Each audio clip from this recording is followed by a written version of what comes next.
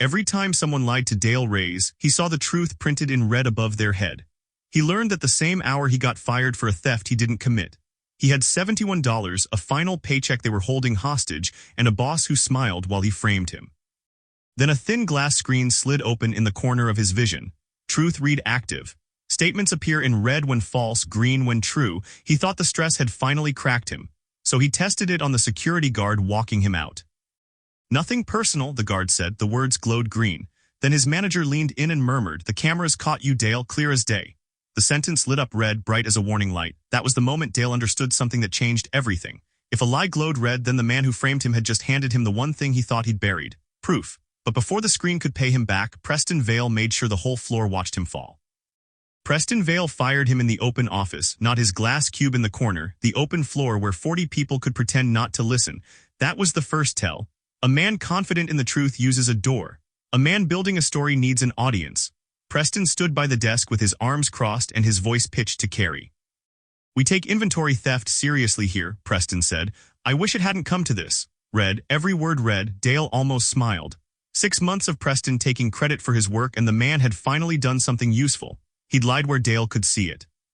Dale stayed in his chair 1 second longer than Preston wanted. "Which camera?" he asked. Preston blinked. "What? You said the cameras caught me. Which one? There are 11 on this floor. Give me the number." Preston's jaw moved before the words came.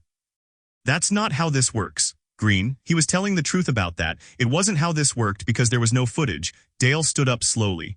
Behind Preston, he watched Nadia from accounting lower her coffee and stop pretending to read her screen. Preston recovered fast and Dale gave him that. "Security already reviewed it," Preston said. Read, "HR signed off." Read, "This is documented." Read. It was almost funny watching him stack lies like he was building a wall high enough to hide behind. But every brick glowed and Dale was the only one in the room who could see the color. He didn't argue. Arguing was for people who had to convince a crowd. He already knew the truth. He just needed Preston to keep talking. "Okay," Dale said, and he let his shoulders drop. He let his face go tired and beaten, the exact face Preston wanted to see. Preston relaxed a half inch. A man who thinks he's won stops guarding his mouth. "Pack your desk," Preston said, softer now, almost kind for the audience. "I'll have Marcus escort you." Then he added the line that cost him everything. "For what it's worth, I fought to keep you." Read, so bright it washed the whole cubicle in warning. Dale looked up. "You fought to keep me." "I did," Preston said. Read again, "You can ask HR." And there it was. Preston had pointed him at the one door he thought was locked. In the old version of Dale's life, he would have walked out with his box and his humiliation and spent 6 months telling the story to people who half believed him. But the screen had changed the math. He didn't need people to believe him. He needed Preston to keep lying in front of the right person. Dale picked up his box. He walked toward the elevators. And then he stopped at Nadia's desk because 2 minutes earlier her red numbers had told him something Preston didn't know he'd seen. When Preston first announced the theft to the floor, Nadia had muttered, "That's not what the log said, Green." Bright green, she knew something. She just hadn't decided whether saying it was worth her job. "Nadia," Dale said quietly, "the inventory log, you pulled it Monday, didn't you?" She froze. "I don't want to get involved." Green, but small, she wanted out. She just didn't know she'd already stepped in. Preston's voice cut across the floor. "Dale, the exit's that way." Dale didn't turn around. "The log's timestamped," he said to Nadia, still soft. "It shows who accessed the storeroom. Preston told everyone it was me, so there are only 2 possibilities.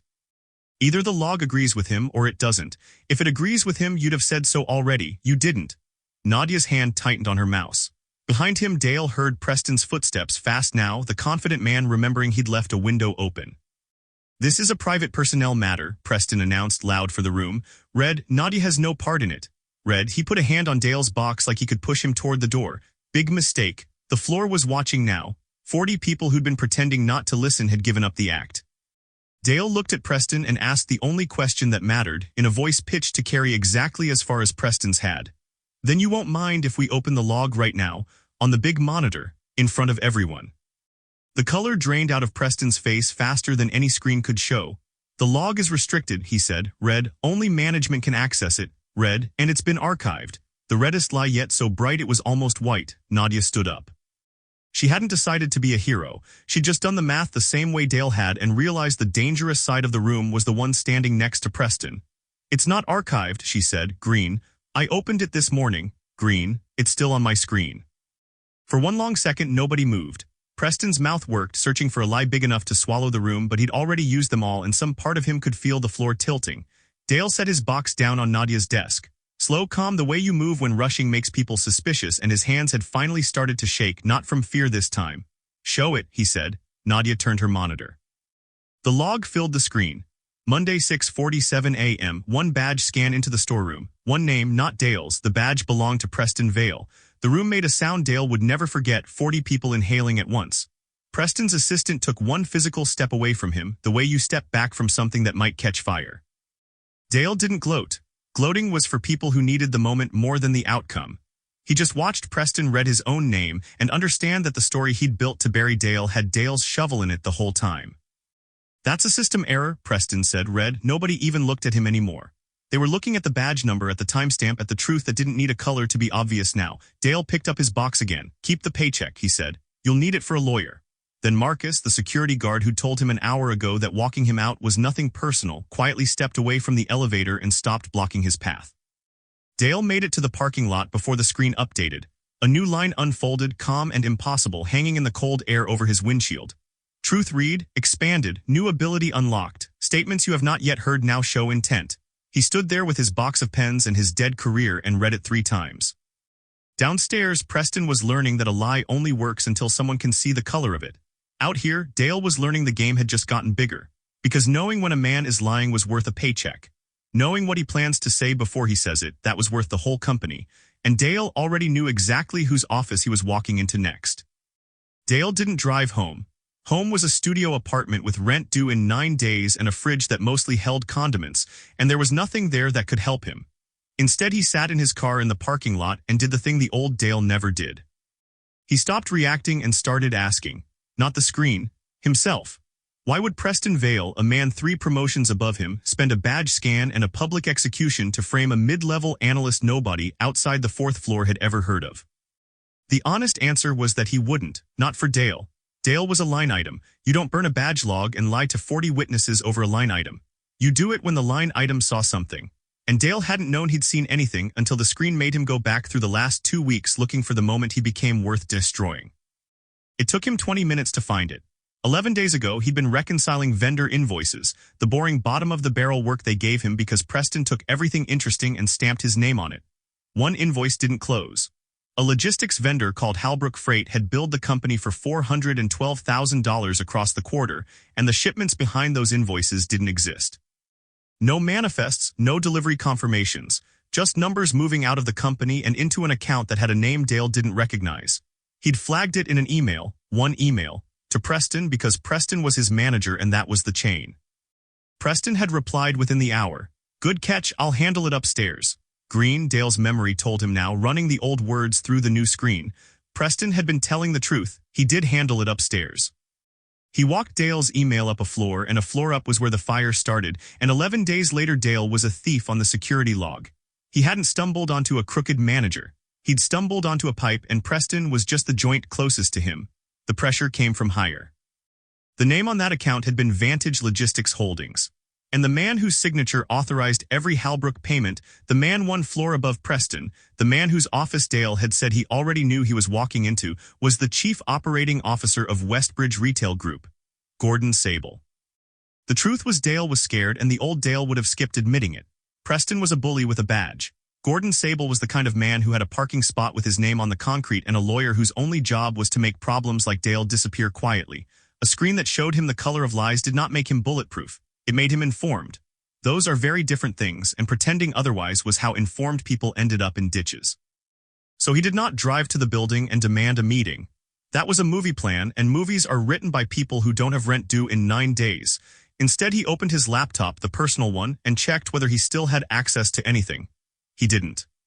They'd cut his credentials before Preston ever walked to his desk, which told him the framing was planned days in advance, not decided that morning. Whatever he'd triggered 11 days ago, they'd spent those 11 days building the box they put him in. That was the part that chilled him, not the cruelty, the patience. But patience cuts both ways, and now he had 2 things they didn't know about. He had a screen that read the truth, and he had the one email thread that proved he'd flagged the fraud before they made him the fraud.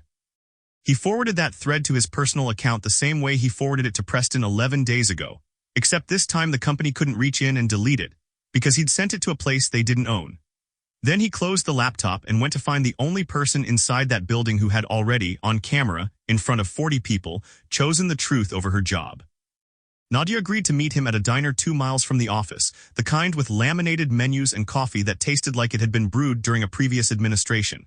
She slid into the booth across from him and put her hands flat on the table like she was bracing for it to move. "I could get fired for this," she said, green. "I know," Dale said. "You already almost did an hour ago and you did it anyway. Why?" She stirred her coffee without drinking it.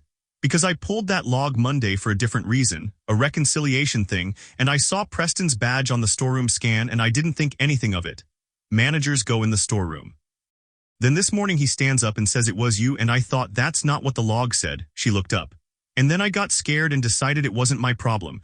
And then you asked me a question in front of everyone that made it impossible to keep pretending. So," she shrugged, "you did that on purpose." "I did," Dale said, "and because he'd just watched a man destroy himself by lying, he decided to try the opposite. I need to tell you something that's going to sound insane, and I need you to just let me finish." He told her about the screen, not all of it. He told her he could tell when people were lying, that he'd been able to since that morning, and that it was how he'd known Preston had no footage. He expected her to leave. Instead, she watched his face for a long moment and asked the smartest question anyone had asked him all day. "Can you prove it to me right now?" "Say 2 things," Dale said. "One true, one false, same tone. Don't tell me which is which." She thought about it. "I grew up in Ohio," she said, green. "I have a brother named Kevin," she said, red. "The first one's true," Dale said. "You did grow up in Ohio. You don't have a brother named Kevin, or you have a brother but not named Kevin." Nadia went very still. "I have a sister," she said quietly, "named Kayla." Green. Then she sat back like the booth had gotten colder. "Okay," she said. "Okay, that's okay." And Dale watched her recalculate everything the way he had that morning and land where he'd landed. If it's real, it's the most valuable thing in the building, and the most dangerous. Here is what Nadia knew that Dale didn't. Money doesn't leave a company the way people think, in one dramatic theft. It leaves in 100 boring transactions that each look defensible on their own, and the only way to see the theft is to stand far enough back that the pattern becomes a picture. Nadia stood back for a living. She spent the next 3 days on her own time, terrified the whole while, pulling the Halbrook and Vantage transactions into a single spreadsheet. And the picture that came together was uglier than one bad vendor. Halbrook Freight billed Westbridge for shipments. Vantage Logistics Holdings received the payments. Both traced back to the same registered agent, a strip mall address in a state with friendly disclosure laws. Over 18 months, $4.1 million had walked out of the company through invoices for freight that never moved. And every payment above $100,000 required a second signature, an executive authorization, because Westbridge had controls, because every company has controls, and the controls are only as honest as the executive holding the pen. The pen belonged to Gordon Sable. "It's not proof he's stealing," Nadia said, and she was right, and the screen agreed because she believed what she was saying. "It's proof he signed. He could say he was deceived. Middle managers cook the books, executives sign in good faith, everyone blames the guy who fled to a country without extradition." She tapped the strip mall address. "This is the guy who fled, or will. Sable's signature is a fingerprint on the gun, but a good lawyer turns a fingerprint into, someone handed me the gun and told me it was a stapler." That was the wall. Dale had a pattern that pointed at Sable and a signature he could explain away, and he had a screen that could catch him lying, but only if he got him to lie out loud on the record about something specific. General villainy doesn't glow. The buyer walks if you push doesn't help you in court. He needed Gordon Sable to say a particular false sentence in a particular room, and he needed to survive being in that room with him. So Dale tested the new ability first, the one the screen called intent, because walking into Sable blind was how informed people became missing people. The screen said it would show him what a person planned to say before they said it. He didn't fully believe it until he used it on the diner waitress. She walked toward the booth and a faint gray line surfaced under her, not red, not green, gray, the color the screen used for things not yet spoken, intends to ask if we want the check. 10 seconds later, she arrived and asked if they wanted the check. It wasn't mind reading. It was one step of warning. The next sentence, not the next hour. But in a negotiation, one sentence of warning is the difference between answering a question and setting up the answer before the question lands. He practiced it for 2 days because a tool you haven't practiced is a tool that fails when it matters. He used it on the cashier, the leasing office guy who kept dodging his calls about rent, a man who tried to sell him a phone plan. The pattern held. Gray showed him the shape of the next thing. Red and green graded it after. And slowly a strategy assembled itself, the way the fraud spreadsheet had assembled itself for Nadia. He couldn't beat Sable by exposing $4 million. Sable's lawyers would smother it. He could beat him by making him lie about one thing out loud in front of someone with the authority to act while he already knew the lie was coming. The someone with authority was the problem. Going to Sable's boss meant going to the CEO of Westbridge Retail Group, and the CEO didn't take meetings with fired analysts. Going to the police meant handing $4 million of forensic accounting to a detective who'd need 6 months and a warrant to understand what Nadia understood in 3 days. Going to the press meant becoming a disgruntled ex-employee with a grudge and a spreadsheet, which is a genre of person nobody believes. Every door had a lock. And then Nadia, stirring cold coffee for the 3rd day in a row, found the keyhole. "There's an audit," she said. "External. It's routine. They cycle a firm through every couple years, and this year's team started Monday. They're on the 6th floor right now in the glass conference room going through controls." She looked at him. An external auditor is the one person in that building Sable can't fire and can't fully control. And their entire job, the only thing they exist to do, is to look at exactly the signatures we've been staring at. She slid her phone across the table. On it was the audit firm's engagement notice and a name, the lead auditor, Priya Anand. "An auditor won't meet a fired employee either," Dale said. "No," Nadia agreed. "But an auditor will read a document that lands on her desk with a badge log, an invoice trail, and a registered agent match, because ignoring it after it's in writing makes her personally liable. That's the whole trick with auditors. You don't have to convince them, you just have to document it so thoroughly that not looking becomes the risky choice." She almost smiled. "You did that to Preston with one question, we do it to Sable with one package. The difference is Sable's going to know it's coming and he's going to try to get to the auditor first." That was the moment the screen's new ability stopped being a party trick and became the plan. Because Sable getting to the auditor first meant Sable, or someone Sable sent, walking into that glass conference room and lying about Halbrook, about Vantage, about Dale, about the whole picture. And if Dale could be in a position to hear it, or to hand Priya Anand the truth the instant before the lie arrived, then Gordon Sable's greatest advantage, his patience, his planning, his 11 days of building Dale's box, all of it would become the rope. He'd spend it lying to the one person in the building whose job was to catch a lie, in front of the one person in the building who could see the color of it before he opened his mouth. They built the package over a weekend. Nadia handled the numbers, because numbers in the wrong order look like an accusation and numbers in the right order look like a conclusion. Dale handled the timeline because he was the one who'd lived it, the email 11 days out, the flag Preston's "I'll handle it" upstairs. The killed credentials 3 days before the framing, the badge scan that put Preston's card, not Dale's, in the storeroom. They attached the registered agent match that tied Halbrook and Vantage to the same strip mall address. They did not editorialize, Nadia was firm about that. "The second we call him a criminal, we become people with a grudge," she said.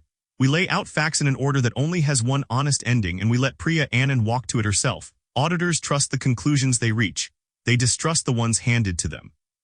Getting it to Priya was its own small operation. Dale couldn't badge in. Nadia could, but Nadia handing an auditor a package about her own boss's boss was a career headstone with her name on it if it went wrong. So they did the boring, legal, unglamorous thing.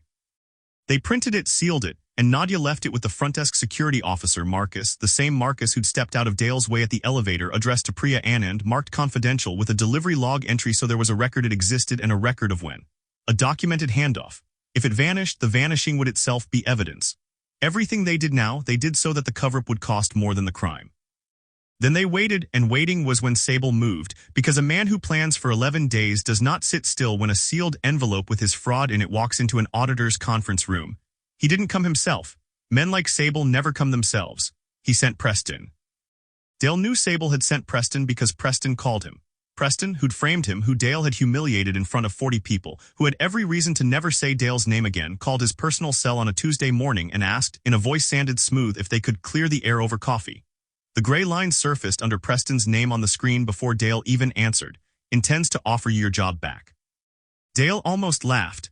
He said yes to the coffee, because the old Dale avoided the men who'd hurt him, and the new Dale walked toward them holding a screen that read their next move like subtitles. Preston picked a coffee shop, not the diner, somewhere with soft chairs and background jazz, the setting a man chooses when he wants a confrontation to look like a reconciliation. He was already there when Dale arrived, 2 cups bought, one pushed to Dale's side of the table, the gesture of a man performing generosity for an audience that wasn't there. "Dale," he said warm, "I owe you an apology." Green, that surprised Dale. Preston did feel he owed one. Guilt and villainy live in the same man all the time. "The theft thing got out of hand," Preston said. "Red, there it was. It hadn't gotten out of hand. It had gone exactly to plan, Preston's plan, or the plan handed to him. I was under pressure I can't fully explain," he said. Green, and the green was the most useful thing he'd give Dale all morning because it meant the pressure was real and it came from above him. Then the gray line surfaced. "Intends to offer the job back with a raise." And a half-second later Preston said it. I talked to leadership. We want you back. Same role, better number, and this whole misunderstanding gets wiped from the record.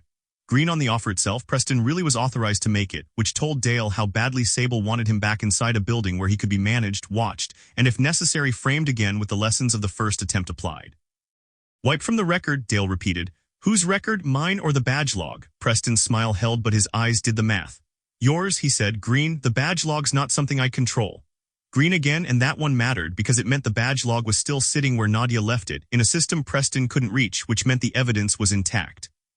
Dale let a silence sit the way Preston had let silences sit when he was firing him, because silence makes the other person fill it and people fill silences with the truth they meant to hold back. Preston filled it. Look, he said, lower now, the performance thinning. You're a smart guy. You found a thing you weren't supposed to find. That happens. But there's a version of this where you come back, you're taken care of, and everybody moves on, and there's a version where you keep pulling and you find out how much reach the people above me have. The gray had flickered the whole time he spoke, intends to frame this as concern, not threat. And red bloomed under the word care. He didn't mean Dale would be taken care of. He meant Dale would be handled. Preston, Dale said, I'm going to ask you one question, and I want you to think before you answer because I already know the answer and I'm mostly asking to see if you'll tell me the truth. Preston waited. Did the instruction to frame me come from Gordon Sable? Preston's face didn't move, he was good. But the man had spent his whole career lying to people who couldn't see the color of it, and he'd never once had to lie to someone who could. I don't know what you're talking about, Preston said. Red, so red the jazz should have stopped. Dale nodded slowly like Preston had confirmed something which he had. Okay, he said, and he stood up and he left the coffee Preston had bought sitting full on the table because accepting it would have meant he owed Preston a conversation and he didn't owe him anything anymore. Behind him, Dale felt Preston understand that the offer had failed, and that failing meant reporting the failure upward to the man whose name Dale had just said out loud. Gordon Sable called Dale himself the next day. Not Preston, him. The screen didn't need to tell Dale what that meant. When the man at the top of the pipe stops sending people and picks up the phone, it's because the people stopped working and he's decided to handle the leak personally. His voice was nothing like Preston's. No warmth, no performance, no coffee shop jazz, just a flat, expensive calm. Mr. Reese, he said, I think we should speak directly. My office, 4 o'clock, I'll leave your name at the desk. Then he hung up before Dale could agree because men like Sable don't ask, they schedule. Nadia thought it was a trap. It is a trap, Dale told her. That's not the question. The question is what kind. He can't have me hurt, not now, not with a documented package sitting in an auditor's conference room, because if I trip on a staircase this week, the whole thing detonates. He knows that. He's not stupid. He's the opposite of stupid. He's patient. So this isn't violence. This is him trying to find out exactly what I have and exactly what it'll cost to make it not matter. He checked the strap on the small recorder Nadia had insisted he wear, legal in their state with one-party consent, and made sure his phone was backing up to somewhere Sable couldn't reach. He's going to lie to me, Dale said. A lot. And for the first time, he's going to do it to someone who can see it. The office was on the top floor, of course, a corner with 2 glass walls and a view of the whole city, the kind of room designed to make a visitor feel small before a word is spoken. Sable was younger than Dale expected and calmer than anyone he'd ever met, a stillness that came from a lifetime of rooms bending toward him. He didn't stand, he gestured to a chair. Sit, Dale sat. And the moment he did, the screen surfaced its first gray line under Sable, and Dale understood the fight he was in because the line read, intends to establish that you have no proof of anything. Let's not waste each other's time, Sable said. You found an accounting irregularity. You flagged it. Instead of being thanked, you were terminated under an accusation that appears to have been false. I understand you're angry. I would be. Green, all of it, and that was the trap Nadia warned about made visible. Sable was going to tell the truth as far as it flattered him and lie only at the exact joints that mattered. A man who lies about everything is easy. A man who tells 90% truth and buries the lie in the load-bearing 10% is the hardest opponent there is. The person responsible for your termination will be dealt with, Sable said. Red, he had no intention of dealing with Preston beyond keeping him useful. And I'm prepared to make your situation right. Gray flickered, intends to offer money for silence. How right? Dale asked, because letting Sable make the offer would tell him what Sable thought the truth was worth, and what a man will pay to bury something is the most honest number he'll ever give you. A settlement, Sable said, generous, in exchange for a standard release. You walk away whole, the company avoids a distracting dispute, and this unfortunate episode ends. Green on generous, he really would pay a lot, and the size of the number Dale could feel behind that word told him exactly how frightened Sable was under the comm. Fear that expensive doesn't come from an accounting irregularity a lawyer can explain. It comes from a man who knows the signature is his and the money is gone and the only variable left is Dale. So Dale stopped letting him drive. Mr. Sable, he said, Halbrook Freight and Vantage Logistics Holdings share a registered agent. $4.1 million left this company over 18 months for freight that has no manifests, no delivery confirmations, and no existence. Every payment over $100,000 required a second signature. That signature is yours. I'm not asking whether that's true. I watched the documents. I'm asking whether you'd like to tell me it isn't. The stillness in the room changed temperature, and the gray line under Sable surfaced longer than any Dale had seen, intends to deny knowledge of the vendors. I sign hundreds of authorizations a month, Sable said. I don't know those vendors personally. Red, clean, bright, unmistakable red, the first fully load-bearing lie he'd told, and he told it in the calm, even voice of a man who had never once in his life been caught. He knew the vendors, he knew them personally. I rely on my managers to vet what reaches my desk. Half read, half true, tangled, the way a sentence gets when a man wraps one lie inside one fact. If fraud occurred, I was deceived by the people beneath me, and I'll cooperate fully in finding them. Red on deceived. Green on cooperate, which was its own kind of terrifying because he did intend to cooperate by feeding Preston to the fire and walking out clean. Here's the thing about a screen that reads lies. It doesn't win the fight for you, it just tells you where the ground is solid. Sable had handed Dale a load-bearing lie. I don't know those vendors personally, and now Dale had to do something with it because a lie only a fired analyst can see is worth exactly nothing. It had to be a lie Priya Anand could see too, and Sable was never, ever going to repeat it to her. He was going to be careful with her. He was going to be vague and cooperative and lawyered. The whole reason he'd brought Dale up here was to find out whether Dale could force him into a room where his lie became legible to someone with authority. And the honest answer sitting in that chair was that Dale couldn't, not yet. Sable was too good, too calm, too willing to sacrifice Preston. Dale had the truth and no way to make it land, which meant he had to give Sable a reason to lie to Priya himself. He had to make the careful man careless. There was a night in the middle of all this when Dale almost lost it. And it belongs in the telling because leaving it out would make him sound smarter than he was. 3 days after Sable's office, before the audit room plan had fully assembled, he got careless with the one thing the screen couldn't do, and it nearly ended everything. The screen reads whether a person believes what they're saying. It does not read whether what they're saying is true. On the worst morning of Dale's life, that distinction hadn't mattered, because Preston knew there was no footage and lied about it, and the lie glowed because he knew. But belief and truth aren't the same, and the gap between them is exactly where a careful enemy hides. Dale forgot that for about 6 hours, and 6 hours was almost enough. It happened with a man named Curtis, a mid-level operations lead Nadia thought might corroborate the missing shipments. Dale met him, asked his questions, and everything Curtis told him glowed green. The shipments were real, Curtis said. Green, he'd seen the trucks. Green, Halbrook delivered on schedule, he'd signed for loads himself. Green, green, green. And Dale walked out of that meeting shaken because if Curtis was telling the truth, then the shipments existed, then the fraud was in Dale's head. Then he'd humiliated Preston and provoked Sable over an accounting error he'd misread, and the box they'd put him in was one he'd half built himself. He sat in his car and spiraled the way you do when the one tool you trust seems to have turned on you. Everything Curtis said was green. The screen doesn't lie. So the shipments were real. So he was wrong. So he was exactly the disgruntled ex-employee with a grudge that Sable's lawyers would paint him as. He actually reached for his phone to call Nadia and tell her to pull the package back before it reached Priya. To stop. To fold. Because chasing a truth that wasn't there was how informed people became ruined ones. Nadia talked him off it with one sentence. Curtis believes he saw those trucks, she said. That doesn't mean the trucks carried anything, or that the loads he signed for matched the invoices, or that the manifests were real. Green means he's not lying to you, Dale. It doesn't mean nobody lied to him. And the floor came back under him because she was right and the screen had never claimed otherwise. He just wanted it to be omniscient because omniscient is comforting and he was scared. Curtis was an honest man who'd been shown a magic trick. He signed for loads. Someone made sure there were loads to sign for, empty ones or half-full ones or real ones on paper that vanished on the books. His sincerity was real. His information was staged. And a screen that reads sincerity will shine green on a man reciting a lie he was handed as brightly as on a man reciting the sun.